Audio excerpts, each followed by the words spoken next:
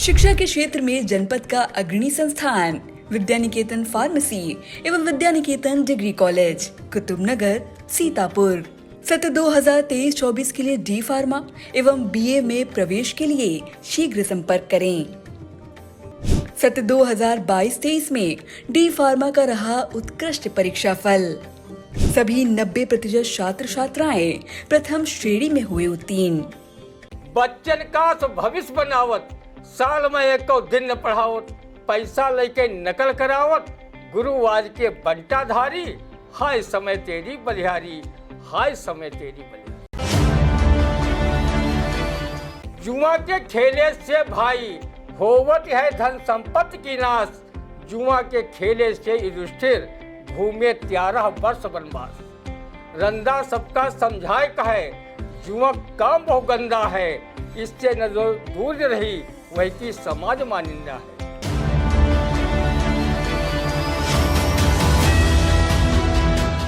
नमस्कार, स्वागत है आप सभी का आई इंडिया के खास शो रंदा में। खबरों पर रंदा चलाने के लिए आई इंडिया के स्टूडियो में मौजूद है वरिष्ठ पत्रकार, कवि एवं रंगकर्मी ज्ञान प्रकाश सिंह प्रतीक जी। तो प्रतीक जी, आपका बहुत बहुत स्वागत है।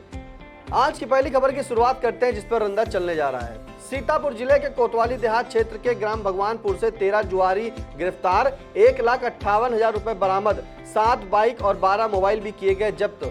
अब इस जुआ की कार्रवाई पर क्या कहता है रंदा, सुनते हैं। जीते जुआरी के पाके पुआ, हारे जुआरी की मर गई बुआ की कहावत जब तक साकार होती तब तक कोतवाली देहात पुलिस ने हार जीत की बाजी लगाते हुए 13 जुआरियों को भगवानपुर से धर दबोचा और 1,58,000 रुपये भी मौके से जब्त किए। लगता है कि कर्मयोगी पुलिस अधीक्षक चक्रेश मिश्रा की हनक धमक से पुलिस जुआरियों पर भी शिकंजा कसने लगी है।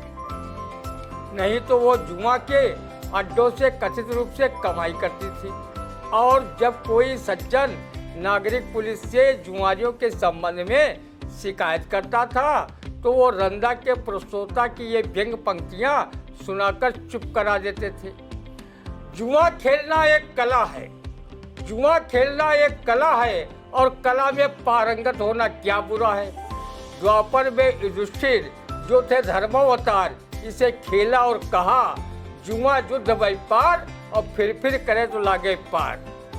दीपावली के समय तो गांव-गांव तथा शहरी क्षेत्र में मोहल्ले जुआ के फड़ बिछते हैं और हर फड़ पर लाखों की जीत हार के वारे न्यारे होते हैं।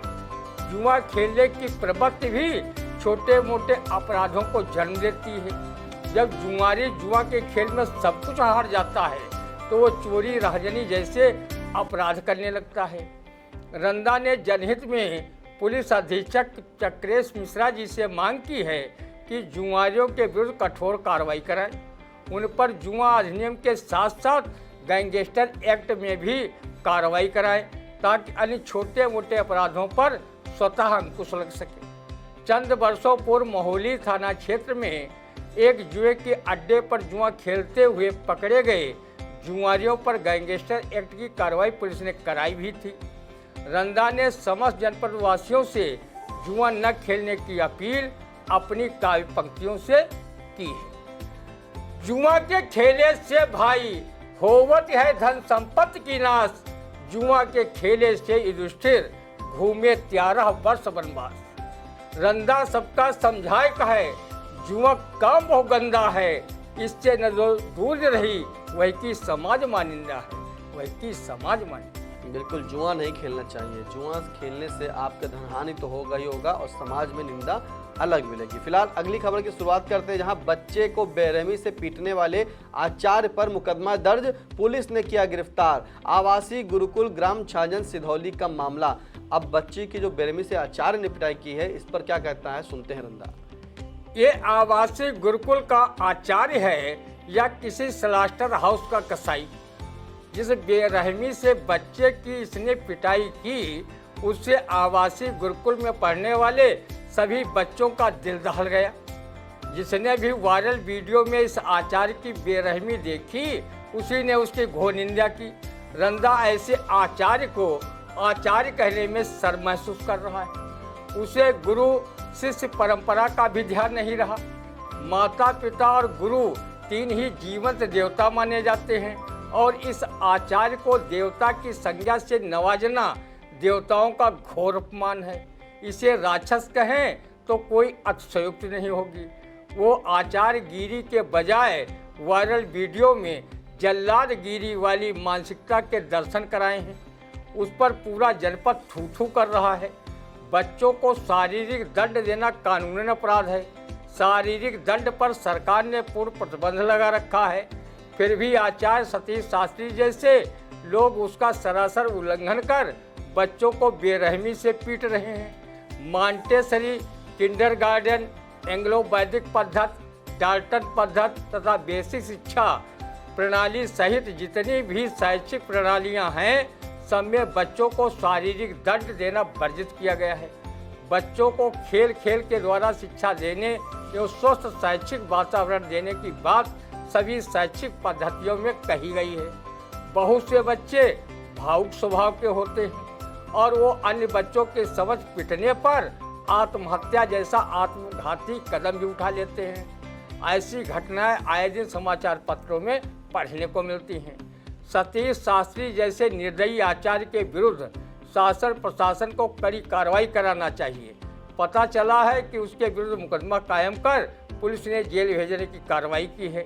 रंदा का प्रस्तोता भी पत्रकारिता के साथ साथ करीब 12 वर्षों तक विद्यालय में शिक्षण कार्य किया है। उसने कभी बच्चों को शारीरिक दंड नहीं दिया। अगर किसी छात्र छात्रा ने गलती की तो उसे बड़े ही आत्मीय ढंग से समझा दिया।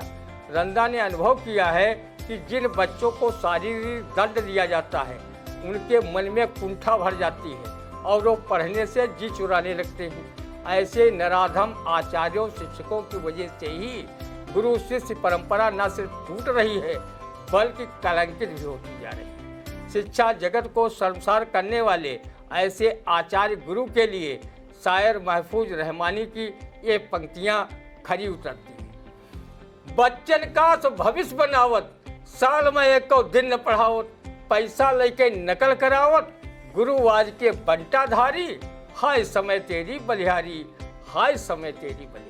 बिल्कुल, तो जिस तरह से एक बच्चे को आचार्य ने पीटा तो रंदा कहता है कि उसे आचार्य कहना देवी देवताओं का अपमान करना है। फिलहाल एक पंक्ति के माध्यम से उन्होंने बताया कि बच्चन का अस भविष्य बनावत, साल में एको दिन न पढ़ावत, पैसा लेके नकल करावत, गुरु आज के बंटाधारी, हाय समय तेरी बलिहारी, हाय समय तेरी बलिहारी।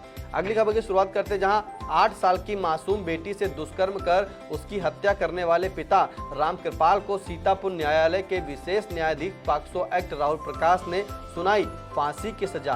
अब रामकृपाल पर रंदा क्या कहेगा, सुनते हैं। किसी ने सच ही कहा है कि जैसी करनी वैसी भरनी।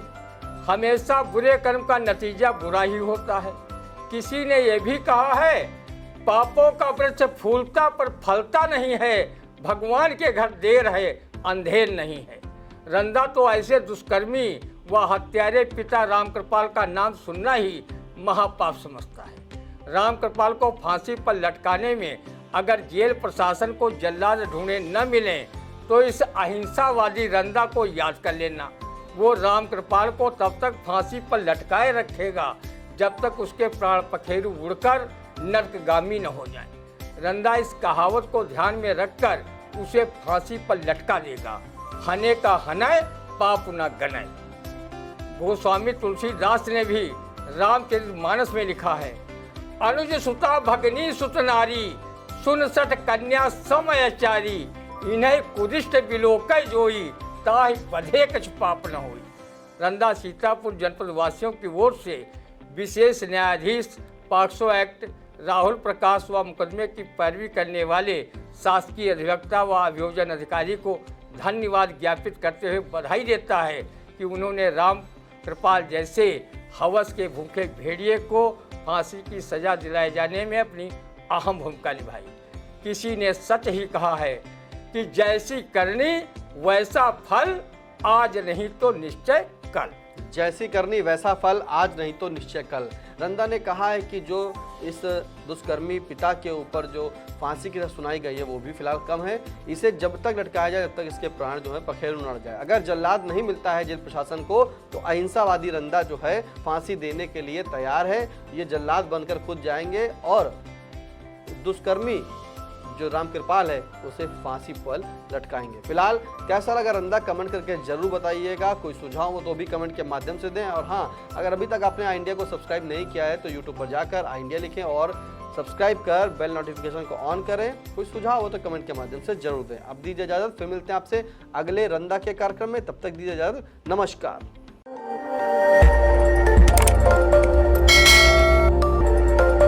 खबर आपकी, नजर हमारी। देखते रहिए आई इंडिया।